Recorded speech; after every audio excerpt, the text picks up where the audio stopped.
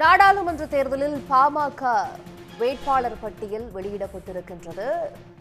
10 தொகுதிகளில் போட்டியிடக்கூடிய பாமகவினுடைய வேட்பாளர் பட்டியல் வெளியிடப்பட்டிருக்கிறது. தருமபுரி தொகுதியில் அரசாங்கம், சேலம் தொகுதியில் அண்ணாதுரை போட்டியிடுகின்றனர். ஆரணி தொகுதியில் முனைவர் கணேஷ்குமார், இயக்குனர் தங்கர் பச்சான் கடலூரிலும் போட்டியிடுகின்றனர். விவரங்களோடு எமது செய்தியாளர் சண்முக பிரியன் இணைந்திருக்கிறார். பிரியன், பாமகவின் வேட்பாளர் பட்டியல் வெளியிடப்பட்டிருக்கிறது. இதில் குறிப்பிடத்தகுந்த தொகுதிகளில் போட்டியிடக்கூடிய வேட்பாளர்கள் எல்லாம் யார் யார், விவரங்கள் என்ன?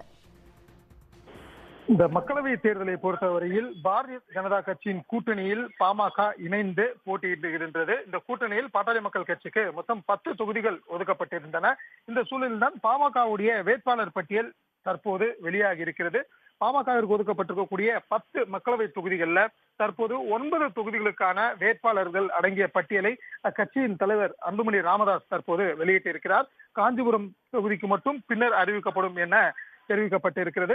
தற்போது வெளியிட்டிருக்கக்கூடிய இந்த 9 தொகுதிகள் என்னென்னவென்றால் திண்டுக்கல், அரக்கோணம், ஆரணி, கடலூர், மயிலாடுதுறை, கள்ளக்குறிச்சி, தருமபுரி, சேலம் மற்றும் விழுப்புரம் ஆகிய இந்த 9 தொகுதிகளுக்கான வேட்பாளர்கள் தான் தற்போது அறிவிக்கப்பட்டிருக்காங்க. மிக குறிப்பாக சௌமியா அன்புமணி, அதாவது பாமகவுடைய தற்போதைய தலைவர் அன்புமணி ராமதாஸ் அவருடைய மனைவி சௌமியா அன்புமணி இந்த தேர்தலில் போட்டியிடுவார் என்ற தகவல்கள் பரவலாக பேசப்பட்டு வந்த நிலையில தற்போது வெளியாகி இருக்கக்கூடிய இந்த 9 தொகுதிகள் பட்டியலில் சௌமியா அன்புமணி அவருடைய பெயர் இடம்பெறவில்லை என்பது குறிப்பிடத்தக்கது. இதற்கு மாற்றாக மீதம் அந்த வேட்பாளர்களுடைய பட்டியல் விவரங்கள் என்னென்னவென்றால் திண்டுக்கல் தொகுதியை பொறுத்தவரையில் அந்த கவிஞர் திலகபாமா, அதாவது பாமகவுடைய மாநில பொருளாளர் திலகபாமா திண்டுக்கல் வேட்பாளராக அறிவிக்கப்பட்டிருக்கிறார். அதே போன்று பாமகவுடைய செய்தி தொடர்பாளர் வழக்கறிஞர் பாலு அரக்கோணம் தொகுதி வேட்பாளராக அறிவிக்கப்பட்டிருக்கிறார். அதே போன்று பாமகவுடைய திருவண்ணாமலை கிழக்கு மாவட்ட செயலாளர் கணேஷ்குமார் ஆரணி தொகுதி வேட்பாளராக அறிவிக்கப்பட்டிருக்கிறார். மிக குறிப்பாக திரைப்பட இயக்குனர் தங்கர் பச்சான் கடலூர் தொகுதியில வேட்பாளராக அறிவிக்கப்பட்டிருப்பது குறிப்பிடத்தக்கது. மேலும் தஞ்சாவூர் வடக்கு மாவட்ட செயலாளர் மா.க. ஸ்டாலின் மயிலாடுதுறை வேட்பாளராக அறிவிக்கப்பட்டிருக்கிறார். மேலும் முன்னாள் பாமக சார்பில் முன்னாள் மக்களவை உறுப்பினராக இருந்த தேவதாஸ் உடையார் என்பவர் கள்ளக்குறிச்சி வேட்பாளராக அறிவிக்கப்பட்டிருக்கிறார். தருமபுரி தொகுதிக்கு பொறுத்தவரையில் தருமபுரி கிழக்கு மாவட்ட செயலாளர் அரசாங்கம் என்பவர் வேட்பாளராக அறிவிக்கப்பட்டிருக்கிறார். சேலத்தை பொறுத்தவரையில் சேலம் தெற்கு மாவட்ட செயலாளர் அண்ணாதுரை வேட்பாளராகவும், விழுப்புரத்தில் பாமகவுடைய மாநில மாணவர் அணி செயலாளர் முரளி சங்கர் வேட்பாளராக அறிவிக்கப்பட்டிருக்கிறார். மிக குறிப்பாக தருமபுரி தொகுதியை பொறுத்தவரையில் கடந்த 2 மக்களவை தேர்தலிலும் அன்புமணி ராமதாஸ் அங்கு போட்டியிட்டது குறிப்பிடத்தக்கது. இந்த சூழல்ல தான் தற்போது இந்த தருமபுரி தொகுதியில் புதிய வேட்பாளர் ஒருவர் களமிறக்கப்பட்டிருக்கிறார். தருமபுரி கிழக்கு மாவட்ட செயலாளர் அரசாங்கம் என்பவர் தருமபுரியுடைய வேட்பாளராக அறிவிக்கப்பட்டிருப்பது குறிப்பிடத்தக்கது. இந்த பட்டியலின்படி மொத்தமாக 9 தொகுதிகளுக்கான வேட்பாளர்கள் அறிவிக்கப்பட்டிருக்காங்க. காஞ்சிபுரம் தனி தொகுதிக்கான வேட்பாளர் மட்டும் பின்னர் அறிவிக்கப்படும் எனவும் இந்த அறிக்கையில அன்புமணி ராமதாஸ் குறிப்பிட்டுள்ளது குறிப்பிடத்தக்கது. மிக குறிப்பாக தற்போது வெளியிட்டிருக்கக்கூடிய இந்த வேட்பாளர் பட்டியலின் அடிப்படையில மாநில பொருளாளராக இருக்கக்கூடிய திலகபாமா, அதே போன்று வழக்கறிஞர் பாலு மற்றும் திரைப்பட இயக்குனர் தங்கர் பச்சான் போன்றவர்கள் கவனம் இருக்கக்கூடிய வேட்பாளர்களாக இருப்பது குறிப்பிடத்தக்கது. பிரியன், இதுல குறிப்பிடத்தகுந்த வகையில் நீங்க சொன்னீங்க தர்மபுரியில அன்புமணி ராமதாஸ் அவர்கள் போட்டியிடுவார்னு எதிர்பார்க்கப்பட்டது, போட்டியிடல. சௌமியா அன்புமணி அவர்களும் போட்டியிடுவாங்கன்னு எதிர்பார்க்கப்பட்டது, அவர்களுடைய பேரும் இந்த பட்டியல்ல வரல. அப்ப மாநிலங்களவை சீட் ஒதுக்கப்படுவதற்கான வாய்ப்புகள் இருக்கு அப்படிங்கறத மறைமுகமா நம்ம புரிஞ்சுக்கலாமா? தொடக்கத்திலிருந்தே இந்த கூட்டணி பேச்சுவார்த்தையை கட்சிகளுடன் மறைமுகமாக நடத்தி வந்திருந்த பாட்டாளி மக்கள் கட்சியுடைய எதிர்பார்ப்பு என்னவென்றால் மக்களவை தொகுதிகள் ஒதுக்குவது என்பது ஒரு புறம் இருந்தாலும் மாநிலங்களவையில் ஒரு இடம் பாட்டாளி மக்கள் கட்சிக்கு ஒதுக்க வேண்டும் என்பது அவர்களுடைய மிக முக்கியமான ஒரு நிபந்தனையாக இருந்தது குறிப்பிடத்தக்கது. அதிமுகவுடன் கூட்டணி பேச்சுவார்த்தை நடத்திய போதிலும் அவர்கள் மாநிலங்களவை இடம் கேட்டதாக தகவல்கள் வெளியாகியிருந்தன. அதே போன்று பாஜகவுடன் கூட்டணி பேச்சுவார்த்தை நடந்த போதும் அவர்கள் மாநிலங்களவை இடம் கேட்டதாக தகவல்கள் வெளியாகியிருந்தன.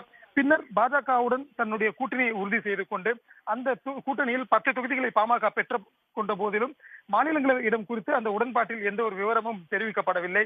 இது போன்ற ஒரு சூழலில் தான் பாமகவிற்கு மாநிலங்களவை இடம் ஒதுக்கப்படுவதற்கான அறிவிப்பு தற்போது இடம்பெறுவதனால் வரக்கூடிய நாட்கள்ல, அதாவது அடுத்த தேர்தல் கூட்டணி சமயத்தில் பாட்டாளி மக்கள் கட்சிக்கு மாநிலங்களவை இடம் ஒதுக்குவதற்கான வாய்ப்புகள் இருப்பதாக தகவல்கள் வெளியாகியிருந்தன. இந்த சூழலில் ஏற்கனவே மாநிலங்களவை உறுப்பினராக இருக்கக்கூடிய அன்புமணி ராமதாஸ் இந்த மக்களவை தொகுதிக்கான தேர்தலில் ஏதேனும் ஒரு தொகுதியில போட்டியிடுவார் என்ற எதிர்பார்ப்பு இருந்தது. ஆனால் அவர் இந்த தேர்தலில் போட்டியிடவில்லை என்பது தற்போதைய அறிக்கையின்படி உறுதியாக இருக்கிறது. மற்றொரு புறம் அன்புமணி ராமதாஸ் அவர்களுடைய மனைவி சௌமியா அன்புமணி இந்த தேர்தலில் போட்டியிடுவார் என்ற தகவல்கள் பேசப்பட்டு வந்திருந்தன. கட்சி தரப்பில் இருக்கக்கூடிய நிர்வாகிகள் கூட அதனை உறுதி செய்திருந்தாங்க. ஆனால் தற்போது வந்திருக்கக்கூடிய பட்டியலில் அவருடைய பெயரும் இடம்பெறவில்லை என்பது குறிப்பிடத்தக்கது.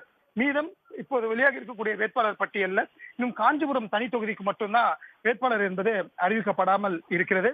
எனவே அந்த குறிப்பிட்ட தொகுதிக்கான வேட்பாளர் அறிவிக்கப்படும் போது அதில் சௌமியா அன்புமணியோ அல்லது அன்புமணி ராமதாஸோ இடம்பெறுவதற்கான வாய்ப்புகள் இல்லை. ஏனென்றால் அது தனி தொகுதி என்பது குறிப்பிடத்தக்கது. எனவே இந்த மக்களவை தொகுதிகள் வேட்பாளர் பட்டியலில் சௌமியா அன்புமணி மற்றும் அன்புமணி ராமதாஸ் ஆகிய இருவரும் அந்த தேர்தலில் போட்டியிடவில்லை என்பது இதன் மூலம் உறுதியாக இருக்கிறது. அடுத்து வரக்கூடிய இந்த மாநிலங்களவை உறுப்பினர்களுக்கான காலியிடங்கள் வரும்போது அதில் பாஜகவுடைய கூட்டணியில அன்புமணி ராமதாஸ் மீண்டும் மாநிலங்களவை உறுப்பினராக தேர்வு பெறுவதற்கான முயற்சியை எடுப்பார் என்பதும் தகவல்களாக தெரிவிக்கப்படுகின்றன. தற்போதைய சூழலின்படி பாட்டாளி மக்கள் கட்சி சார்பில் இருந்து வெளியிட்டிருக்கக்கூடிய இந்த 9 வேட்பாளர் பட்டியல்கள்ல 3 வேட்பாளர்கள் மிக முக்கியமான வேட்பாளர்களாக பார்க்கப்படுகிறார்கள். அதாவது பாட்டாளி மக்கள் கட்சியுடைய மாநில பொருளாளர் திலகபாமா, அதே போன்று வழக்கறிஞர் பாலு மற்றும் இயக்குனர் சங்கர் பச்சன் ஆகிய இந்த 3 பேர் முக்கியமான கவனம் இருக்கக்கூடிய வேட்பாளர்களாக இருக்கிறார்கள். இன்னும் காஞ்சிபுரம் தனி தொகுதிக்கு மட்டுமே வேட்பாளர் என்பது ஒதுக்கப்படாமல் இருக்கிறது. வரக்கூடிய நாட்கள் இன்றோ அல்லது நாளையோ காஞ்சிபுரம் தனி தொகுதிக்கான வேட்பாளரையும் அன்புமணி ராமதாஸ் அறிவிப்பார் என்று எதிர்பார்ப்பு இருக்கிறது.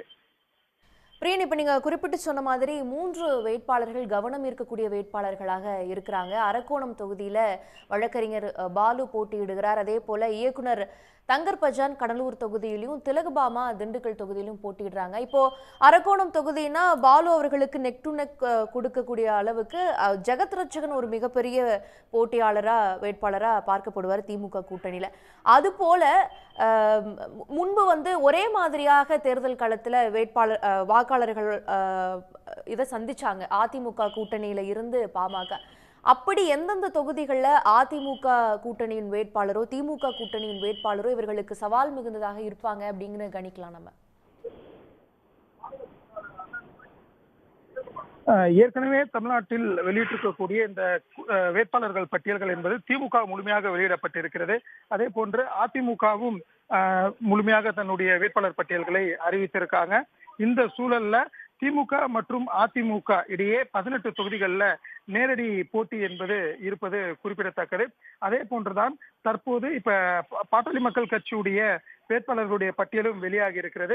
இந்த பட்டியலின் அடிப்படையில் திமுக, அதிமுக, பாமக ஆகிய இந்த 3 கட்சிகளிடையே நேரடி போட்டியாக இருக்கக்கூடிய தொகுதிகள் என்னென்னவென்றால் ஆரணி தொகுதி, காஞ்சிபுரம் தொகுதி, அரக்கோணம் தொகுதி உள்ளிட்ட தொகுதிகளில் நேரடி போட்டி இருப்பதற்கான வாய்ப்புகள் என்பது தற்போது இருக்கிறது. நீங்கள் சொன்னது போலதான் இந்த ஏற்கனவே அரக்கோணம் தொகுதிக்கு வேட்பாளர்கள் என்பது அறிவிக்கப்பட்டிருக்கிறது. அதே குறிப்பிட்ட தொகுதிக்கு தற்போது பாட்டாளி மக்கள் கட்சியும் வேட்பாளர்களை அறிவித்திருக்காங்க. குறிப்பிட்டு இது போன்று நேரடி போட்டிகள் இருக்கக்கூடிய இந்த குறிப்பிட்ட தொகுதிகளில் எல்லாம் திமுக, அதிமுக மற்றும் பாமக இடையே நேரடி போட்டி இருக்கும் எனவும் நம்ம கூறலாம். அதே போலதான் ஏற்கனவே திமுகவுடைய கூட்டணியில் இருக்கக்கூடிய விடுதலை சிறுத்தைகள் 2 தொகுதிகளில் போட்டியிடுகின்றன. ஒன்று விழுப்புரம், மற்றொன்று சிதம்பரம். விழுப்புரம் தொகுதியை பொறுத்தவரையில் ஏற்கனவே திமுகவுடைய வேட்பாளராக குமார் அறிவிக்கப்பட்டிருக்கிறார். அந்த விழுப்புரம் தொகுதியில தற்போது பாட்டாளி மக்கள் கட்சியுடைய மாநில மாணவர் அணி செயலாளர் முரளி சங்கர் வேட்பாளராக அறிவிக்கப்பட்டிருக்கிறார். எனவே இந்த விசிக மற்றும் பாமக இடையே நேரடி போட்டி இருக்கக்கூடிய இந்த விழுப்புரம் தொகுதியிலையும் கூட போட்டி என்பது மிக நெக் டு நெக் இருக்கும் அப்படின்னு நம்ம சொல்லலாம். அதே போன்றுதான் சேலம் தொகுதியிலையும் வேட்பாளர் அதிமுக தரப்பில் வேட்பாளர் விக்னேஷ் என்பவர் இருக்கிறார். மற்றும் திமுகவுடைய வேட்பாளரும் அங்க இருக்கிறாங்க. அந்த குறிப்பிட்ட சேலம் தொகுதியிலையும் இப்ப பாமகவுடைய வேட்பாளராக அண்ணாதுரை முன்னாள் மாவட்ட செயலாளர் சேலம் தெற்கு மாவட்டம் அறிவிக்கப்பட்டிருக்காரு. அந்த சேலம் தொகுதியிலும் போட்டி என்பது மிக நெக் டு நெக் இருக்கும்னு சொல்லலாம். மேலும் தருமபுரியில இருக்கக்கூடிய இப்போ அறிவிக்கப்பட்டிருக்கக்கூடிய திமுக வேட்பாளர் ஒரு புது வேட்பாளருக்கு வாய்ப்பு கொடுத்திருக்காங்க திமுகல. அதே போல இப்ப தருமபுரியில ஏற்கனவே பாட்டாளி மக்கள் கட்சியுடைய வாக்கு வங்கியும் கொஞ்சம் கணிசமாக இருப்பது என்பது தெரிஞ்ச விஷயம் தான். இவ்வாறாக பார்க்கும்போது தருமபுரி தொகுதியிலையும் பாட்டாளி மக்கள் கட்சி மற்றும் திமுக இடையே நேரடி போட்டியில கொஞ்சம் கவனம் இருக்கக்கூடிய ஒரு போட்டியாக இருக்கும். அதே போலதான் கள்ளக்குறிச்சி தொகுதியும், மயிலாடுதுறை தொகுதியும், கடலூர் தொகுதியிலும் போட்டிகள் என்பது மிக நெக் டு நெக் இருக்கும் அப்படின்னு நம்ம சொல்லலாம். கடலூர்ல இருக்கக்கூடிய திமுக வேட்பாளர் ஒரு புறம் என்றால், மற்றொரு புறம் இப்ப பாட்டாளி மக்கள் கட்சி சார்பில் இருந்து இயக்குனர் சங்கர் பச்சான் வேட்பாளராக அறிவிக்கப்பட்டிருக்காரு. சங்கர் பச்சானை பொறுத்தவரையில் அவர் திரைப்பட இயக்குனராக சில படங்கள் மிகப்பெரிய வெற்றி படங்களை கொடுத்திருந்தாலும் கூட அவர் இயக்கி இருக்கக்கூடிய படங்கள் எல்லாமே பொதுவாக வட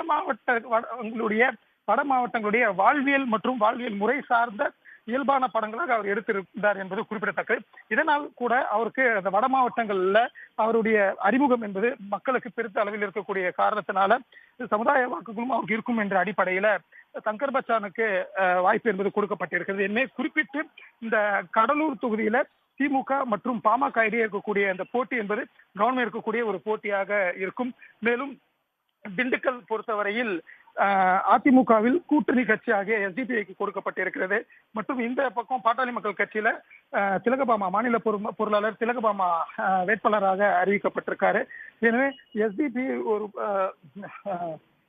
ஒதுக்கப்பட்டிருக்கக்கூடிய அதிமுகவில் அந்த இடத்தில் தற்போது அதற்கு எதிராக பாட்டாளி மக்கள் கட்சியுடைய வேட்பாளர் திலகபாமா இருக்கிறார். திலகபாமாவிற்கும் அந்த குறிப்பிட்ட திண்டுக்கல் மாவட்டம் மட்டும் இல்லாம ஒட்டுமொத்தமாக தமிழ்நாட்டில் ஒரு அறிமுகம் இருக்கக்கூடிய காரணத்தினால திண்டுக்கல் மாவட்டத்திலும் பாமகவிற்கு சற்று அந்த நெக் டு நெக் போட்டி இருக்கக்கூடிய வாய்ப்புகள் இருக்கிறது.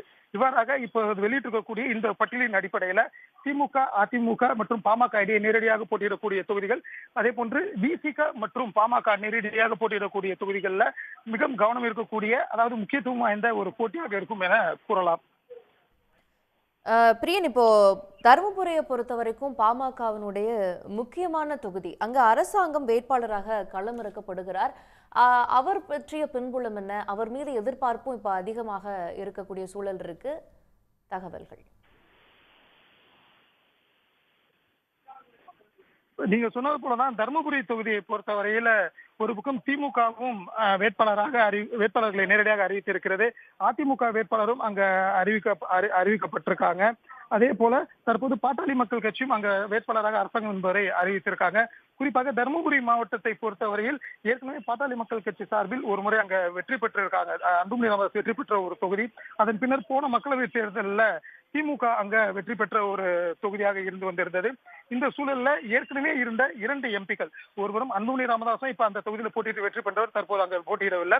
திமுக சார்பில் ஏற்கனவே வெற்றி பெற்ற செந்தில்குமார் எம்பியும் இப்ப அந்த தொகுதியில போட்டியிட வாய்ப்பு கொடுக்கப்படவில்லை.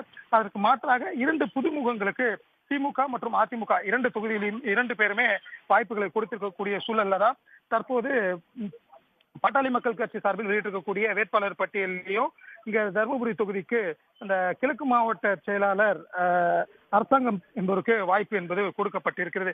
எனவே இந்த குறிப்பிட்ட இந்த தருமபுரி மாவட்டத்துல எப்போதும் பாட்டாளி மக்கள் கட்சிக்கும் அது சாதகமான தொகுதியாக இருந்திருக்கிறது. அதிமுகவிற்கும் ஒருபுறம் சாதகமான தொகுதியாக இருந்திருக்கிறது. மற்றொரு புறம் திமுகவும் அங்க பலம் வாய்ந்த ஒரு தொகுதியாக அதனை தக்க வைத்துக் கொண்டிருந்தது குறிப்பிடத்தக்கது.